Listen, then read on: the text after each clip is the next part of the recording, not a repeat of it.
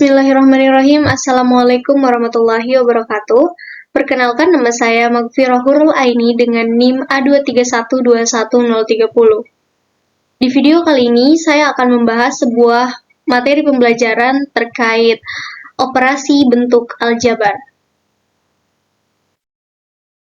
Nah, pokok bahasan yang akan kita pelajari pada materi kali ini ada 3, yaitu yang pertama penjumlahan dan pengurangan bentuk aljabar, kemudian yang kedua ada perkalian bentuk aljabar, dan yang ketiga ada pembagian bentuk aljabar. Nah, sebagai sebuah pendahuluan, perlu kita ketahui dulu mengenai aljabar.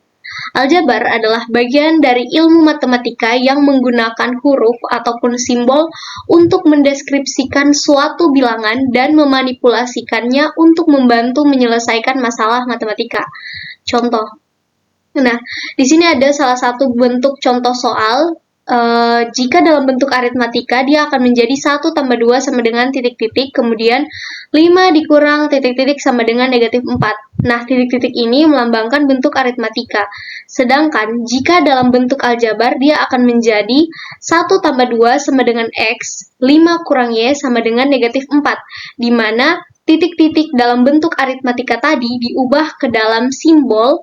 Dalam aljabar itu diubah ke dalam simbol yang dimana simbolnya berupa huruf, yakni X dan Y. Ini adalah sebuah contoh terkait penyelesaian bentuk aljabar dalam kehidupan sehari-hari. Contoh soalnya yaitu Bu Sinta membeli 3 kg mangga dan 2 kg anggur di toko A seharga Rp130.000. Sedangkan Bu Retno membeli 5 kg mangga dan 3 kg anggur di toko A juga seharga Rp210.000. Berapakah uang yang harus dibayar Bu Ririn jika ia ingin membeli 1 kg mangga di toko A tersebut? Penyelesaiannya itu misalkan mangga adalah M, anggur adalah A. Bu Sinta membeli 3 kg mangga sehingga dituliskan dengan 3M, ditambah 2 kg anggur dituliskan dengan 2A sama dengan Rp130.000, dan Bu Retno membeli 5 kg mangga dan 3 kg anggur, di mana itu disimbolkan dengan 5M tambah 3A sama dengan Rp210.000. Selanjutnya, istilah pada bentuk aljabar. Nah, di dalam aljabar sendiri ada beberapa istilah. Yang pertama yaitu suku adalah bentuk aljabar yang dipisahkan oleh tanda tambah atau kurang. Kemudian selanjutnya ada variabel, yang mana variabel sendiri adalah huruf yang digunakan sebagai pengganti suatu bilangan. Kemudian ada koefisien.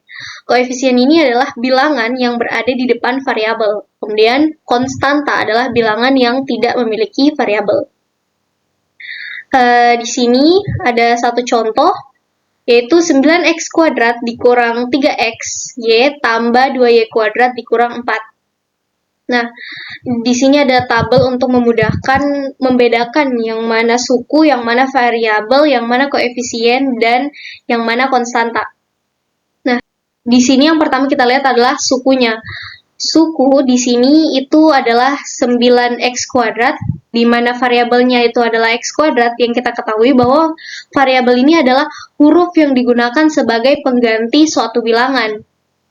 Nah, di sini huruf di 9x kuadrat adalah x kuadrat, kemudian koefisien. Koefisien adalah bilangan yang berada di depan variabel. Nah, variabel tadi kan x kuadrat, sedangkan angka yang di depan variabel itu adalah 9, sehingga di sini diletakkan koefisiennya itu 9. Begitupun dengan negatif 3xy. Variabelnya adalah xy dan koefisiennya adalah negatif 3, dan seterusnya. Kemudian lanjut ke pembahasan selanjutnya, yakni menentukan suku sejenis. Nah, suku sejenis ini adalah suku yang memiliki variabel dengan pangkat yang sama. Contohnya, diberikan sebuah soal, 2x kuadrat ditambah 3x dikurang 4 ditambah 3x kuadrat dikurang 5x.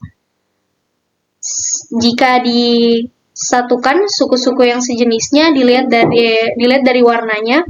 Di sini untuk memudahkan mana suku yang sejenis, itu adalah saya memberikan warna-warna yang berbeda setiap sukunya. Di sini 2x kuadrat memiliki suku yang sejenis dengan 3x kuadrat. Kenapa dibilang suku sejenis? Karena suku ini memiliki variabel dengan pangkat yang sama.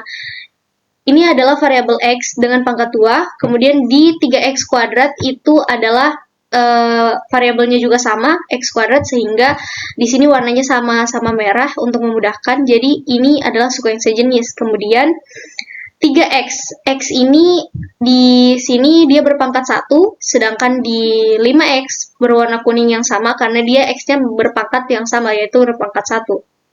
Kemudian 4 itu dia tidak memiliki suku yang sejenis karena dia tidak memiliki koefisien yang sama. Lanjut, kita masuk pada penjumlahan dan pengurangan bentuk aljabar.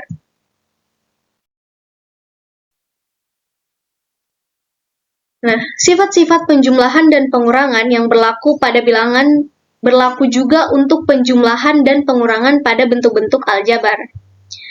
Yang pertama ada sifat komutatif, yaitu A tambah B sama dengan B tambah A. Kemudian ada sifat asosiatif, yaitu A tambah B tambah C sama dengan A tambah B tambah C. Kemudian ada sifat distributif, yaitu A dalam kurung B tambah C sama dengan A kali B ditambah A kali C. A tambah A kali B dan A kali C, sehingga dia di sini AB ditambah AC. Selanjutnya, pada bentuk aljabar, operasi penjumlahan dan pengurangan hanya dapat dilakukan pada suku-suku yang sejenis. Suku sejenis sudah kita pelajari sebelumnya, yaitu suku sejenis adalah suku yang memiliki variabel dengan pangkat yang sama. Misalnya diberikan sebuah contoh soal. Tentukan hasil penjumlahan dari 2x kuadrat ditambah 3x dikurang 4 dan 3x kuadrat dikurang 5x tambah 7. Jawab seperti tadi. Untuk memudahkan mencari suku yang sejenis, di sini saya tambahkan warna-warna yang berbeda di setiap suku yang sejenis, di mana 2x kuadrat itu memiliki suku yang sejenis dengan 3x kuadrat, kemudian 3x dengan negatif 5x, kemudian negatif 4 dengan 7. Sehingga jika disatukan suku-suku yang sejenis ini menjadi seperti ini, 2x kuadrat ditambah 3x kuadrat ditambah 3x dikurang 5x kurang 4 ditambah 7. 2 dan 3 ini jika dijumlahkan menjadi 5x kuadrat, kemudian 3x kurang 5x itu menjadi negatif 2x, dan negatif 4 ditambah 7 yaitu 3. Selanjutnya, yaitu mengenai perkalian bentuk aljabar.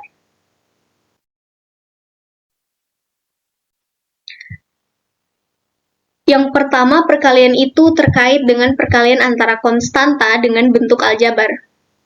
Nah, perkalian suatu bilangan konstanta atau biasa disimbolkan dengan K dengan bentuk aljabar suku 1 dan suku 2 dinyatakan sebagai berikut. Yang pertama itu ada K dikali AX, sehingga dia menjadi KAX. Kemudian K dalam kurung atau dalam kurung ini adalah simbol kali, bisa dikatakan seperti itu. Dalam kurung AX tambah B sama dengan K kali AX ditambah K kali B, sehingga menjadi KAX ditambah KB. Untuk lebih jelasnya, kita lihat pada contoh soal yang pertama itu 4 dikali PQ. 4 dikali PQ itu menjadi 4 PQ, kemudian contoh yang kedua yaitu 5 dikali dalam kurung PX ditambah Q, sehingga menjadi 5 dikali PX ditambah 5 kali Q. Selanjutnya yaitu perkalian dengan suatu bilangan. Sebagaimana perkalian suatu konstanta dengan bentuk aljabar, untuk menentukan hasil kali antara dua bentuk aljabar, kita dapat memanfaatkan sifat distributif perkalian terhadap penjumlahan dan sifat distributif perkalian terhadap pengurangan. Di sini kita lihat AX ditambah B dikali CX ditambah D, sehingga cara kalinya yaitu AX dikali CX, kemudian ditambah AX dikali D, kemudian ditambah B dikali CX, kemudian B dikali D. sehingga hasilnya menjadi AC X kuadrat. Kenapa X kuadrat? Karena di sini AX dikali CX, X-nya menjadi X kuadrat. X kali X itu menjadi X kuadrat karena kalau misalnya variabel dengan dikalikan dengan variabel yang sejenis, maka variabel tersebut dipangkatkan 2 atau pangkatnya ditambahkan karena di sini X-nya pangkat 1 dan di CX-nya X-nya juga pangkat 1, di mana 1 tambah 1 sama dengan 2, makanya X-nya itu dipangkatkan 2. Kemudian ditambah AX kali D menjadi ADX, ditambah B dikali CX menjadi BCX, ditambah B kali D menjadi BD. Jika disatukan lagi, dikumpulkan lagi suku-suku yang sejenis menjadi ACX kuadrat ditambah AD tambah BC kali X ditambah BD. Lihat ke contoh soal, tentukan hasil perkalian dari 3X kurang 4 dan 2X ditambah 3. Jawab, kita masukkan bentuknya seperti ini, sama dengan 3X dikali 2X menjadi 6X kuadrat, kemudian 3X dikali 3 sama dengan 9X, kemudian negatif 4 dikali 2X sama dengan negatif 8, kemudian negatif 4 dikali 3 adalah negatif 12. Dijumlahkan atau dikurangkan suku-suku yang sejenis, di mana 6X kuadrat karena tidak memiliki suku sejenis yang sama lainnya, dia diturunkan kembali ke bawah. Kemudian 9X dikurang 8X itu adalah X, dan negatif 12 juga tidak memiliki variabel yang sama, sehingga dia tetap turun negatif 12. Lanjut ke pembagian bentuk aljabar.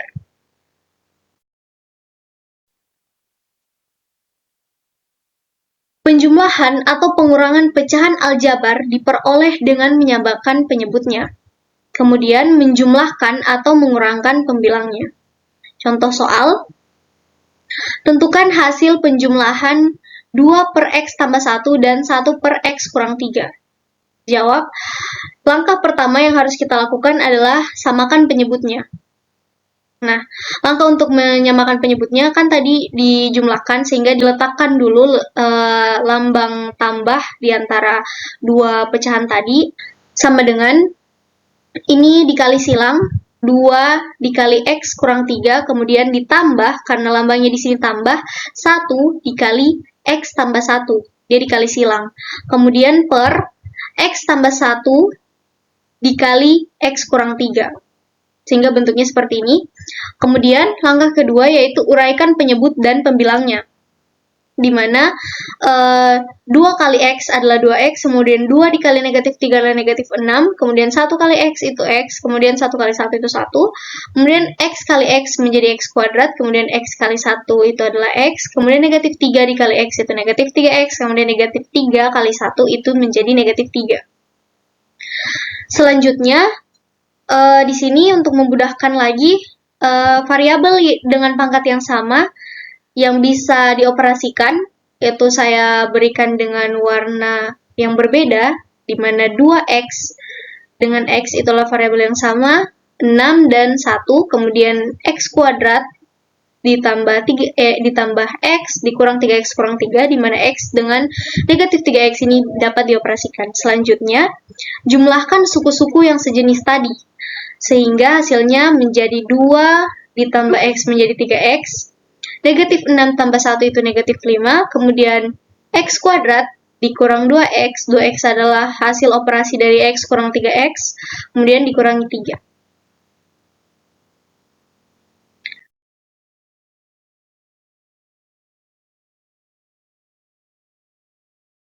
Nah, sekian video pembelajaran dari saya, lebih dan kurangnya saya mohon maaf. Wassalamualaikum warahmatullahi wabarakatuh.